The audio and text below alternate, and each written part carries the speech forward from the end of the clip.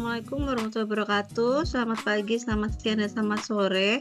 Di sini kami dari kelompok LFDA Grup 7 akan membahas terkait vacuum cleaner standing pada mata kuliah Human Integrated System untuk final project. Di sini kami beranggotakan 4 orang, yaitu Abdillah Makasin, Christopher, Alia Amalia Rahmadani, dan saya sendiri, Cerno Novianti. Di sini adalah pembahasan kami. Yang pertama adalah latar belakang, tujuan penelitian, diagram alir, pengumpulan data, usulan perbaikan, pembahasan dan analisa, serta kesimpulan. Latar belakang kami mengadakan penelitian ini adalah salah satu alat rumah tangga yang berpotensi ditingkatkan melalui pendekatan ini adalah sapu konvensional dengan menjadi vacuum cleaner standing. Meskipun alat ini memudahkan proses pembersihan, penggunaannya yang kurang memperhatikan aspek ergonomi dapat menyebabkan kelelahan fisik, ketidaknyamanan, bahkan potensi cedera akibat penggunaan berulang. Dalam perancangan vacuum cleaner yang terintegrasi dengan HIS, terdapat 3 modul yang menjadi fokus utama pengembangan produk. Yang pertama adalah antropometri. Di sini antropometri berperan penting dalam menyelesaikan dimensi alat dengan variasi ukuran tubuh manusia, terutama dalam hal tinggi pegangan, jangkauan tangan, dan ukuran gagang. Yang kedua adalah fatigue and energy consumption, yang berkaitan dengan upaya meminimalkan kelelahan melalui analisis aktivitas fisik, termasuk kecepatan gerak dan detak jantung pengguna saat pengoperasian alat. Dan yang ketiga adalah work environment design, yang menekan pentingnya penyesuaian alat dengan kondisi lingkungan kerja di rumah, terutama pada area-area sempit atau yang tidak ergonomis. Tujuan dari penelitian ini adalah yang pertama adalah ergonomis. Kami merancang vacuum cleaner standing ergonomis dengan pendekatan HIS yang mampu meningkatkan kenyamanan dan mengurangi kelelahan fisik pengguna melalui penyesuaian dimensi alat berdasarkan data antropometri serta analisis tingkat kelelahan kerja berdasarkan aktivitas fisik saat penggunaan.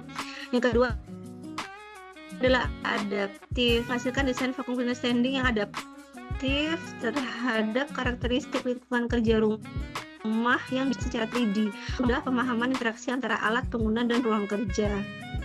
Untuk selanjutnya akan dibahas oleh rekan saya.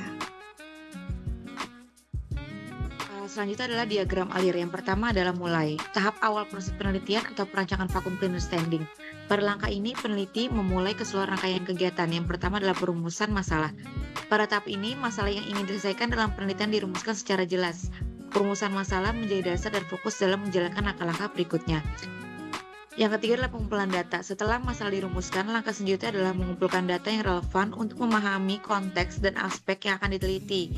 Data ini bisa berupa data antropometri, hasil observasi, pengukuran kelelahan pengguna, kondisi lingkungan kerja, dan lain-lain. Yang keempat adalah pengolahan data dan usulan perbaikan.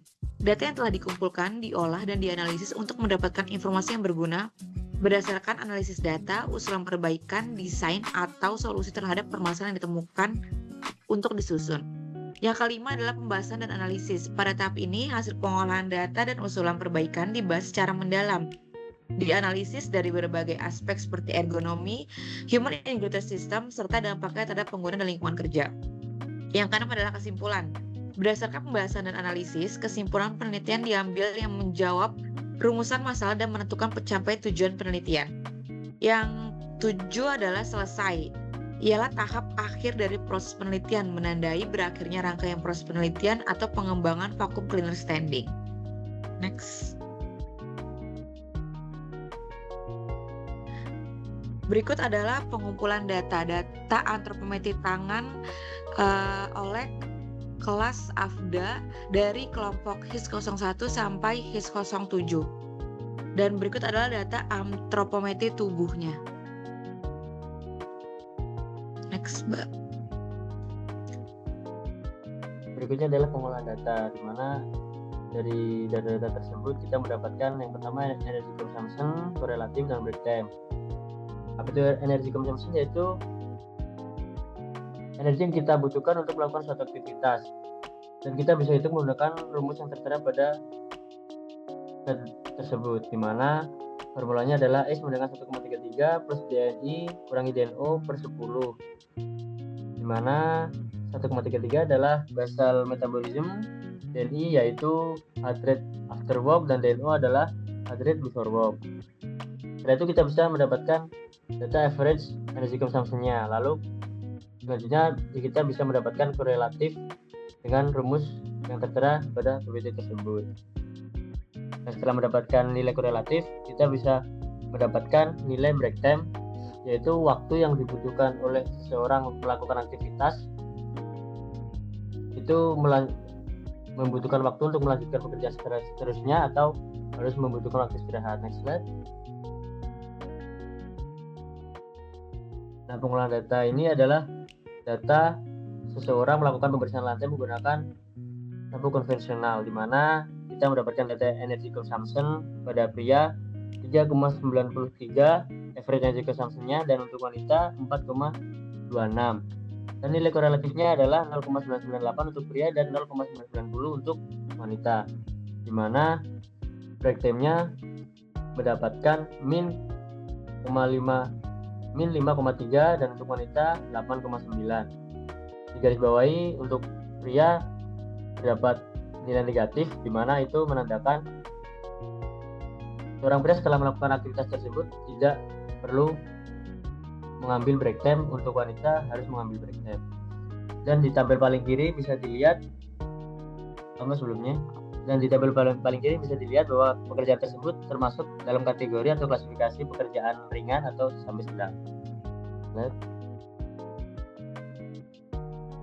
Selain data antropometri dan fatigue serta walk consumption yang kita punya, data yang kita punya selain itu adalah walk environment design atau desain sebuah ruangan. Desain sebuah ruangan itu sangat penting dalam ergonomis yang kita bahas di Human Integrated System ini. Dalam walk environment design terdapat beberapa hal yang menjadi komponen utama, antara adalah tingkat pencahayaan, kebisingan, tata letak ruang. Namun di sini kita berfokus kepada tata letak ruang. Ini adalah data yang kita miliki untuk desain ruang tamu yang berpengaruh terhadap proses pembersihan, terutama saat menggunakan vacuum cleaner. Next.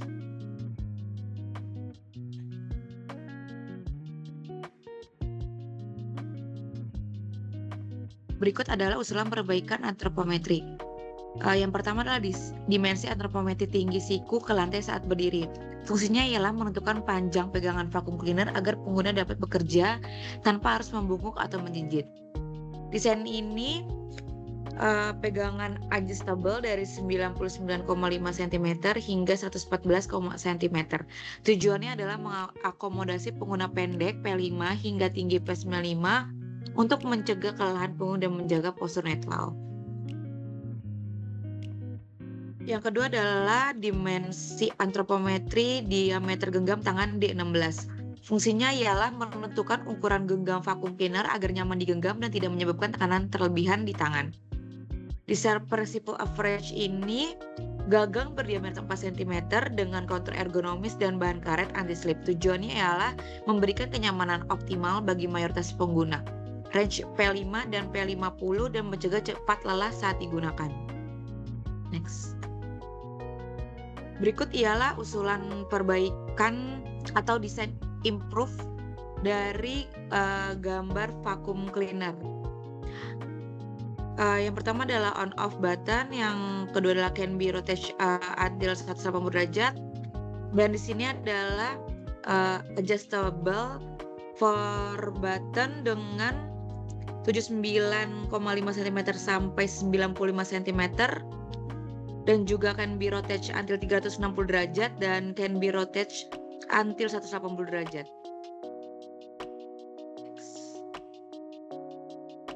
Selanjutnya adalah data yang dihasilkan dari pekerjaan pembersihan lantai menggunakan vacuum cleaner dengan desain yang disesuaikan ergonomi pada slide sebelumnya, yaitu mendapatkan energy consumption pada pria 3,06, untuk wanita 3,16, dan nilai korelatifnya untuk pria 0,99 dan untuk wanita 1,00009, di mana data tersebut kita bisa mendapatkan output break time pada pria minus 13,2 dan pada wanita menjadi minus 4,6.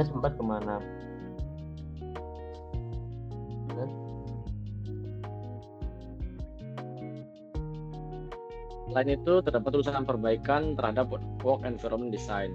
Pada desain awal, kita lakukan perbaikan dengan desain yang baru ini. Desain yang baru ini tujuannya untuk meningkatkan tingkat ergonomik dalam penggunaan vacuum cleaner agar lebih mudah digunakan dan tidak mudah cepat lelah. Next.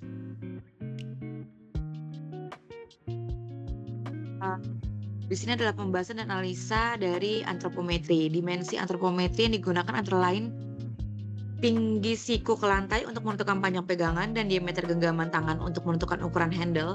Nilai-nilai ini diambil dari persentil P5 hingga P95 agar mencakup variasi populasi pengguna. Di sini juga ada spesifikasi yang ditentukan meliputi panjang pegangan yang adjustable dari 99,5 sampai 114,4 cm, diameter handle sebesar 4 cm. Material handle juga ditentukan menggunakan bahan karet anti-slip untuk meningkatkan kenyamanan dan keamanan pengguna. Dan desain akhir produk menggabungkan 3 prinsip desain antropometri, yaitu ekstrim untuk mengakomodasi pengguna di luar rata-rata, adjustability untuk fleksibilitas penggunaan, dan average untuk mayoritas populasi. Hasilnya adalah vacuum cleaner yang lebih ergonomis, aman, dan sesuai dengan kebutuhan penggunaan yang beragam. Nah, berikutnya adalah pembahasan dan analisa data fatigue dan energy consumption, di mana tabel yang tertera adalah perbandingan antara break time yang diperlukan untuk pekerjaan pembersihan lantai menggunakan sapu, dan yang kanan break time yang digunakan untuk pekerjaan menggunakan vacuum cleaner standing, di mana kita di sini tidak hanya mengganti toolsnya tetapi juga memperhatikan ergonomi untuk mengurangi energy consumption yang dibutuhkan, di mana bisa tertera pada data heart rate pada pria dan wanita setelah melakukan pekerjaan tersebut menurun drastis, yang membuat output break time-nya dari pria yang awalnya minus 5,3 menjadi minus 13,2, dan untuk wanita yang break time-nya awalnya 8,9 menjadi minus 4,6, di mana klasifikasi nilai break time sudah saya jelaskan sebelumnya. Untuk nilai negatif itu tidak membutuhkan istirahat untuk melanjutkan pekerjaan berikutnya, dan nilai positif membutuhkan istirahat untuk dapat melanjutkan pekerjaan berikutnya. Dan itu kita analisa juga untuk work environment design-nya. Di sini adalah gambar pertama yang before dan kemudian after-nya. Terdapat perbedaan di gambar kedua menjadi lebih lapang dikarenakan posisi TV itu digantung di atas sehingga lebih memudahkan orang untuk lewat dan meningkatkan pencahayaan. Work environment desainnya memiliki 3 fokus utama. Yang pertama tata letak ruang.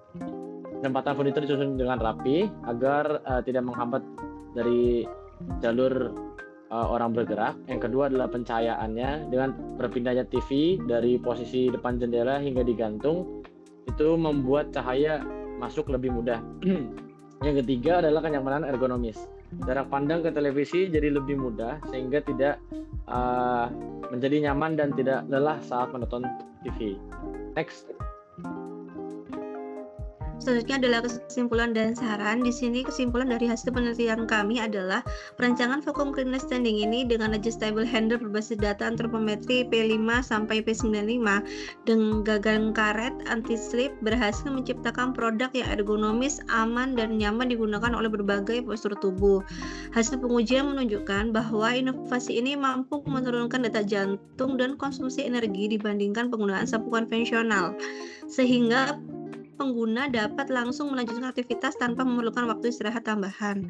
Selain itu, penyesuaian tata letak ruang, pencahayaan, ventilasi, dan estetika turut memberikan lingkungan kerja rumah yang lebih fungsional, nyaman, dan mendukung produktivitas jangka panjang. Saran dari kami adalah pengembangan selanjutnya untuk menambahkan fitur pengaturan sudut pegangan, bobot alat yang lebih seimbang, serta teknologi motor hemat energi guna meningkatkan kenyamanan dan efisiensi. Uji coba pada berbagai kelompok pengguna dengan karakteristik fisik berbeda perlu dilakukan untuk memastikan adaptabilitas desain. Selain itu, optimalisasi penataan ruang, pencahayaan alami, dan kualitas udara juga penting untuk memaksimalkan manfaat ergonomi produk ini dalam penggunaan sehari-hari. Sekian presentasi dari kami. Ucapkan wassalamualaikum dan selamat siang.